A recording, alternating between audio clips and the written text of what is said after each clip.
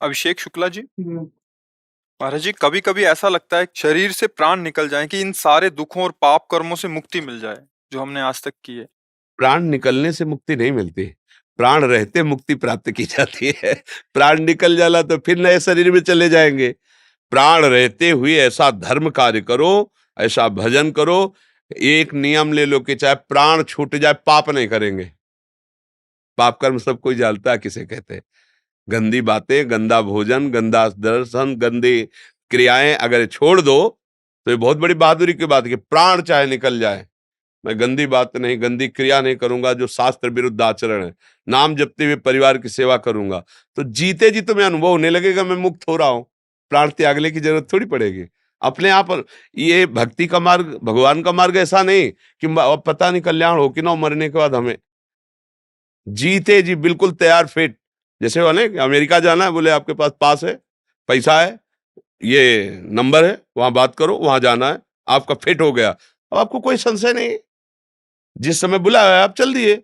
ऐसे ही होते हैं जो भगवत प्राप्त महात्मा होते हैं, फिट एकदम व्यवस्था उनको पता है। तो मरने से सब जग डरा मेरो मन आनंद, कब मरी हो कब भेटी हो पूरन परमानंद। मरने से सबको डर लगता है क्योंकि जिससे प्यार किया वो छूट रहा है, वो पहले ही छोड़ दिया है। और जिससे प्यार किया वो मिलने जा रहा है, तो हृदय में उत्साह है, मेरी बात बन गई, अब मैं जा रहा हूं। तो प्राण त्यागना जरूरी नहीं, प्राण का मोह त्यागना जरूरी है। भजन करो, एक एक श्वास भजन करो, मदगत प्राणा हो जाओगे। भगवान कह रहे मच्चित्ता मदगत प्राणा बोधयंतः परस्परम। मेरे प्राण वाले बनो। प्राणों का पोषण किससे होता है? जल से, अन्न से, वायु से।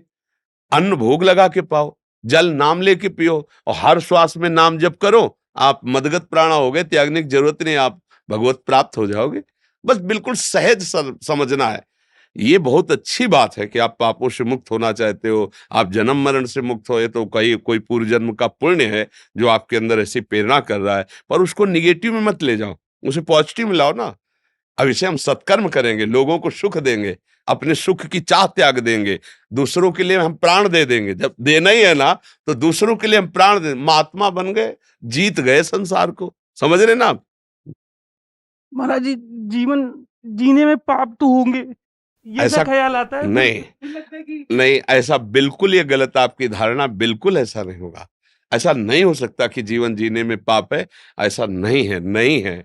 आप हमें बताओ कैसे पाप हो सकते हैं? आप हमें बताओ कि हमें जीना है तो पाप करना है, ऐसा कैसे हो सकता है?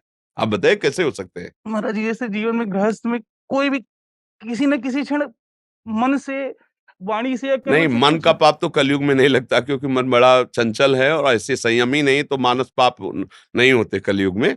मानसिक पाप नहीं होते, पर क्रियात्मक पाप माने जाते हैं। तो हम कहते कैसे होते हैं? अच्छा, जैसे गृहस्थ आदमी है, हल जोत रहा है, कोई जीव मर रहा है, तो इसके बाद जो अन्न पैदा होता है, लाखों चिड़िया उसमें अन्न पाती है। इसके बाद आया हुआ अतिथि साधु महात्मा पाता है, परिवार का पोषण होता है, उसको पाप ही नहीं लगता है। अब ऐसी जानबूझकर कोई क्रियाएं पाप की मत करो। जो स्वाभाविक, तुम जैसे झाड़ू लग रही है, पोछा लग रहा है, अब कोई जीव उसमें मर जाता है, उसको पाप थोड़ी कहते हैं। अरे भाई, पहले फूल झाड़ू से लगा दिया, फिर पोछा। अब जान की चींटी तुम रगड़ रहे हो तो बात अलग है। स्वाभाविक जो क्रियाएं हो, हम पैर रख रहे हैं तो कितने जीव मर जाते होंगे हमें क्या पता? तो हम हवा में थोड़ी चलेंगे। अच्छा, हवा में चलेंगे तो श्वास में कितने जीव जा रहे हैं, आप सूक्ष्मदर्शी से देखिए कितने जीव जा रहे हैं। ये सब बातें ऐसे नहीं सोच, जानबूझ करके अपने सुख के लिए किसी को दुख देना, वो पाप के अंतर्गत आता है। ऐसे तो जीवे जीव आहार, जीव बिना जीवे नहीं। ये मूली साग सब क्या है? जीव ही तो है ना। उखाड़ के देखो, तुरंत सूख जाएंगे, अर्थात वो भी जीव है, पर वो हमारा आहार है, इसलिए हमारे पाप नहीं है। हमारे लिए ये जो नाना प्रकार के जीव है, उनकी हत्या करके खाना हमारे लिए नहीं, वो राक्षसों के लिए, वो हिंसक पशुओं के लिए अलग अलग जो विधान किया गया है, वो उसके अनुसार चले। ऐसा नहीं बच्चा कि हम गृहस्थ में तो पाप करना ही पड़ेगा, ऐसा नहीं है, ऐसा नहीं है, ऐसा नहीं।